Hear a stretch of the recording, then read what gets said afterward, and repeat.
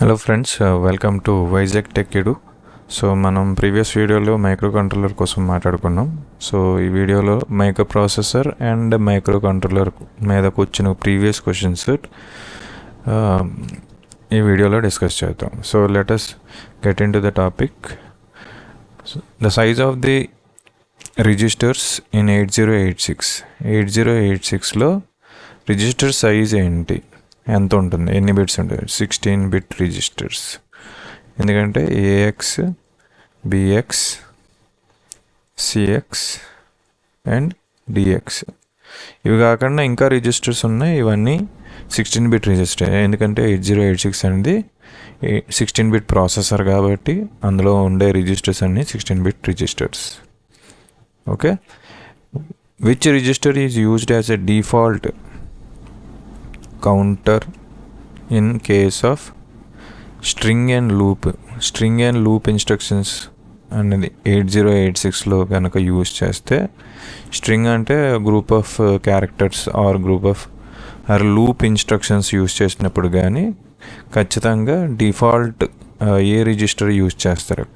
Count పెట్టుకోవడం అనమాట. అంటే ఒక స్ట్రింగ్ రాసినప్పుడు 8 బిట్ లెటర్స్ అనుకోని, సో 8 అనేది ఒక కౌంట్. లేదంటే ఒక లూప్ రన్ చేసాం అనుకో, ఒక ప్రోగ్రామ్, ఒక సెట్ ఆఫ్ లైన్స్ ఉన్నది అనుకోండి, దీన్ని 2 times రన్ చేయాలి, లేదంటే 20 times రన్ చేయాలి. సో ఈ పర్టికులర్ వాల్యూ ఏదైతే స్టోర్ చేయడానికి యూజ్ చేసే డిఫాల్ట్ కౌంటర్ రిజిస్టర్స్ ఏంటంటే CX register. Okay, next, the number of address and data lines in 8086. ఎన్ని అడ్రస్ లైన్స్ ఉంటాయి, ఎన్ని డేటా లైన్స్ ఉంటాయి?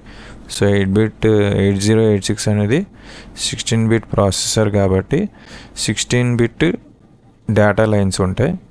So D0 to D15.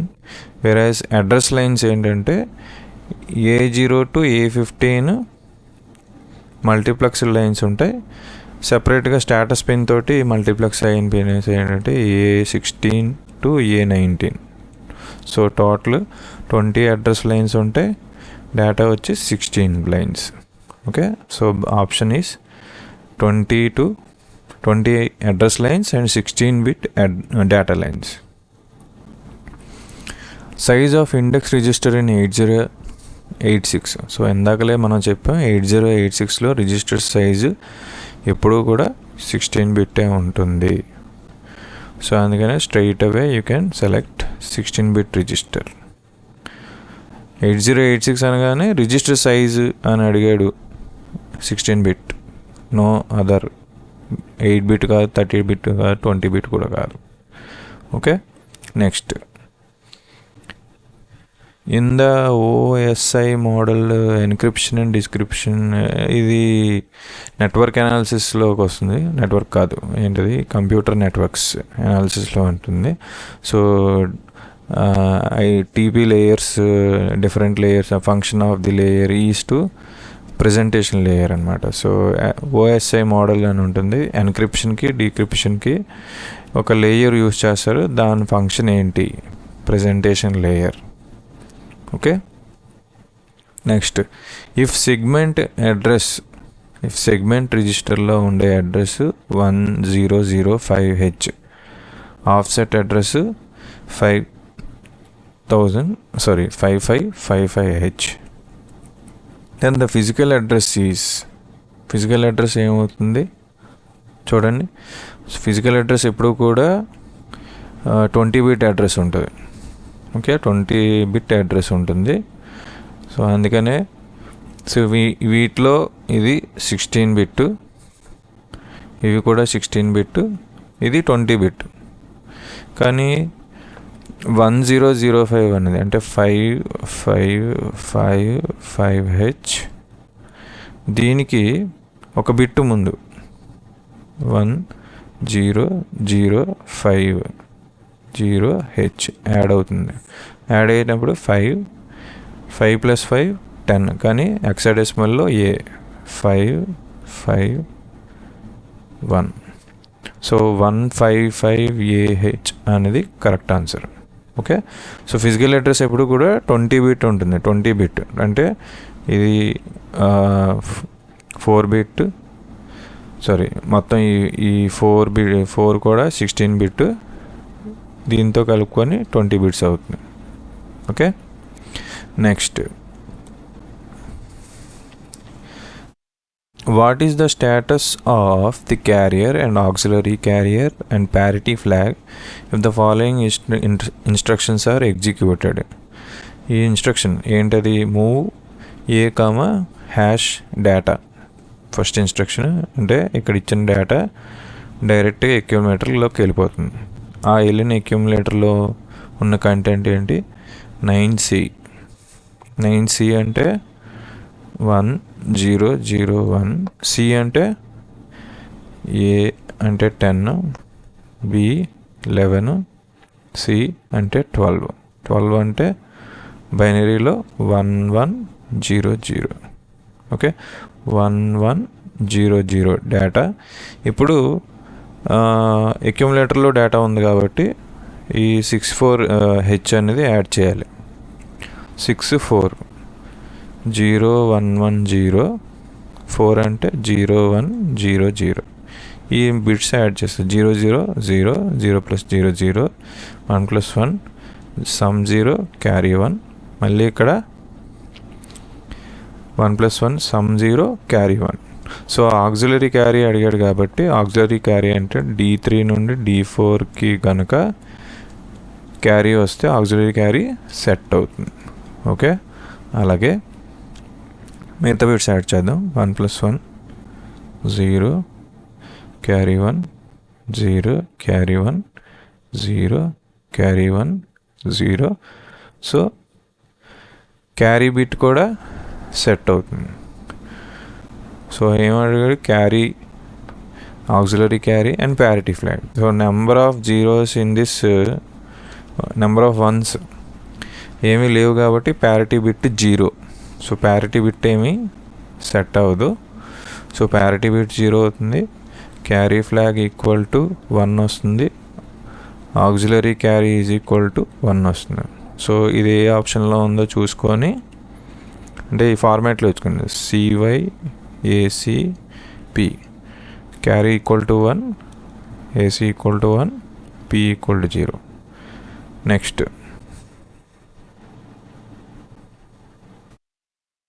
how many bytes of bit addressable memories are present in 8051?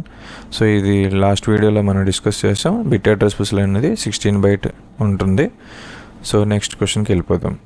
So video కొంచెం ఫాస్ట్గా చేస్తున్నాను, ఎందుకంటే స్లోగా ఉంటుంది, ఎక్కువసేపు ఉంటుంది, వీడియో ఎవరు చూడట్లేదు అని చిన్న ఇన్ఫర్మేషన్ వచ్చింది, అందుకనే కొంచెం ఫాస్ట్గా ఉంటుంది. Which addressing mode is used in pushing and pop? చూసారా, పుషింగ్ అండ్ పాప్కి ఏ అడ్రసింగ్ మోడ్? పుష్కి అడ్రసింగ్ మోడ్స్లో మనం డైరెక్ట్ అడ్రసింగ్ మోడ్ అంటాం, ఎందుకంటే ఇన్స్ట్రక్షన్లోనే మనం ఆ డేటాని ఇచ్చేస్తున్నాం కాబట్టి, అడ్రస్ ఇచ్చేస్తున్నాం కాబట్టి. సో ఆ పర్టికులర్ అడ్రసింగ్ మోడ్ ఏంటి వస్తుంది? Direct addressing mode. Okay, push and pop are direct addressing modes. ఎందుకంటే push particular data into the, అంటే అడ్రస్ అనేది మనం ఇన్స్ట్రక్షన్లోనే డైరెక్ట్గా స్పెసిఫై చేస్తున్నాం కాబట్టి డైరెక్ట్ అడ్రసింగ్ మోడ్లోకి వస్తుంది push and pop. These are the 2 stack instructions we can use. How many data lines in 8051? D0 to D7. So ఇది లాస్ట్ వీడియోలో డిస్కస్ చేసాం. సో ఇమీడియట్గా 8 డేటా లైన్స్ ఉంటాయి. Next, in a micro processor the term pipeline refers to.